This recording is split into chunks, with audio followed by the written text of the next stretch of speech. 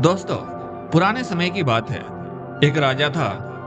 वह बड़ा समझदार था और हर नई बात को जानने को इच्छुक रहता था। इसके महल के आंगन में एक बकौली का पेड़ था। रात को रोज नियम से एक पक्षी उस पेड़ पर आकर बैठता था और रात के चारों पहरों के लिए अलग अलग 4 तरह की बातें कहा करता। पहले पहर में कहता, किस मुख दूध पिलाऊं, किस मुख दूध पिलाऊं। दूसरे पहर लगते बोलता, ऐसा कहूं न दीख, ऐसा कहूं न दीख। जब तीसरा पहर आता तो कहने लगता, अब हम करबू का, अब हम करबू का। जब चौथा पहर शुरू होता तो वह कहता, सब बम्मन मर जाए, सब बम्मन मर जाए। राजा रोज रात को जागकर पक्षी के मुख से चारों पहरों की 4 अलग अलग बातें सुनता। सोचता पक्षी क्या कहता है, पर उसकी समझ में कुछ ना आता। राजा की चिंता बढ़ती गई। जब वह उसका अर्थ निकालने में असफल रहा तो हार कर उसने अपने पुरोहित को बुलाया, उसे सब हाल सुनाया और उससे पक्षी के प्रश्नों का उत्तर पूछा। पुरोहित भी एक साथ उत्तर नहीं दे सका। उसने कुछ समय का मोहलत मांगी और चिंता में डूबा हुआ घर चला आया। उसके सिर में राजा की पूछी हुई चारों बातें बराबर चक्कर काटती रहती। वह बहुतेरा सोचता, पर उसे कोई जवाब ना सूझता। अपने पति को हैरान देखकर ब्राह्मणी ने पूछा, तुम इतने परेशान क्यों दिखते हो? मुझे बताओ, क्या बात है? ब्राह्मण ने कहा, क्या बताऊं, एक बड़ी ही कठिन समस्या मेरे सामने आ खड़ी हुई है। राजा के महल का जो आंगन है, वहां रोज रात को एक पक्षी आ जाता है और चारों पहरों में नित्य नियम से 4 अलग अलग बातें कहता है। राजा पक्षी की उन बातों का मतलब नहीं समझा तो मुझसे उनका मतलब पूछा, पर पक्षी की पहेली मेरी समझ में भी नहीं आती। राजा को जाकर क्या जवाब दूं? बस इसी उधेड़ बुन में हूं। ब्राह्मणी बोली, पक्षी कहता क्या है, जरा मुझे भी तो सुनाओ। ब्राह्मण ने चारों पहरों की 4 बातें कह सुनाई। सुनकर ब्राह्मणी बोली, वाह, यह कौन सी कठिन बात है, इसका उत्तर तो मैं दे सकती हूँ। चिंता मत करो, जाओ राजा से जाकर कह दो कि पक्षी की बातों का मतलब मैं बताऊंगी। ब्राह्मण बहुत खुश हुआ। राजा के महल में गया और बोला, महाराज, आप जो पक्षी के प्रश्नों के उत्तर जानना चाहते थे, उनको मेरी स्त्री बता सकती है।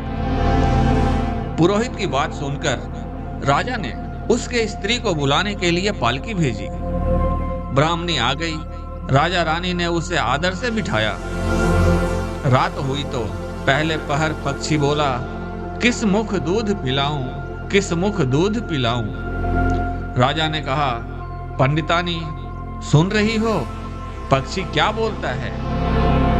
वह बोली, हाँ महाराज, सुन रही हूं। वह अधकटा बात कहता है। राजा ने पूछा, अधकटा बात कैसी? पंडितानी ने उत्तर दिया, राजन सुनो, पूरी बात इस प्रकार है। लंका में रावण भयो, 20 भुजा 10 शीश। माताओं जा कहे, किस मुख दूध पिलाऊं, किस मुख दूध पिलाऊं। लंका में रावण ने जन्म लिया है। उसकी 20 भुजाएं और 10 शीश है। उसकी माता कहती है कि उसे उसके कौन से मुख में दूध पिलाऊं। राजा बोला, बहुत ठीक, तुमने सही अर्थ लगा लिया। दूसरा पहर हुआ तो पक्षी कहने लगा, ऐसो कहूं न दीख, ऐसो कहूं न दीख। राजा बोला, पंडितानी, इसका क्या अर्थ है? पंडितानी ने समझाया, महाराज सुनो, घर जंब 9 दीप बिना, चिंता को आदमी। ऐसो कहूं न दीख, ऐसो कहूं न दीख। चारों दिशा, सारी पृथ्वी, 9 खंड सभी छान डालो, पर बिना चिंता का आदमी नहीं मिलेगा। मनुष्य को कोई ना कोई चिंता हर समय लगी ही रहती है।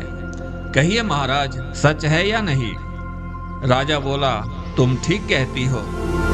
तीसरा पहर लगा तो पक्षी ने रोज की तरह अपनी बात दोहराया, अब हम करबू का, अब हम करबू का।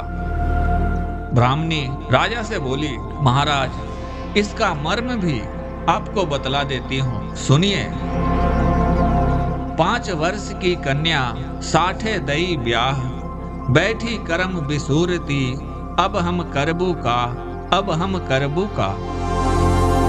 5 वर्ष की कन्या को 60 वर्ष के बुढ़े के गले बांध दो तो बेचारी अपना कर्म पीट पीट कर यही कहेगी, अब हम करबू का, अब हम करबू का। सही है ना महाराज? राजा बोला, पंडितानी, यह बात भी सही लगी। चौथा पहर शुरू हुआ तो पक्षी ने चोंच खोली, सब बम्मन मर जाए, सब बम्मन मर जाए। तभी राजा ने ब्राह्मणी से कहा, सुनो पंडितानी, पक्षी जो कुछ कह रहा है क्या वह उचित है? ब्राह्मणी मुस्काई और कहने लगी, महाराज, मैंने पहले ही कहा है कि पक्षी अधकटा बात कहता है। वह तो ऐसे सब ब्राह्मणों के मरने की बात कहता है। विश्व संगत जो करे, सुरा मांस जो खाए, बिना सपन भोजन करे, वह सब बम्मन मर जाए, वह सब बम्मन मर जाए। जो ब्राह्मण वैश्या की संगति करते हैं, सुरा और मांस का सेवन करते हैं और बिना स्नान किए भोजन करते हैं, ऐसे सब ब्राह्मणों का मर जाना ही उचित है। अब बोलिए, पक्षी का कहना ठीक है या नहीं? राजा ने कहा, तुम्हारी चारों बातें ठीक लगी, तुम्हारी बुद्धि धन्य है। राजा रानी ने उसको बढ़िया कपड़े और गहने देकर मान सम्मान से विदा किया। अब पुरोहित का सम्मान दरबार में पहले से भी अधिक बढ़ गया।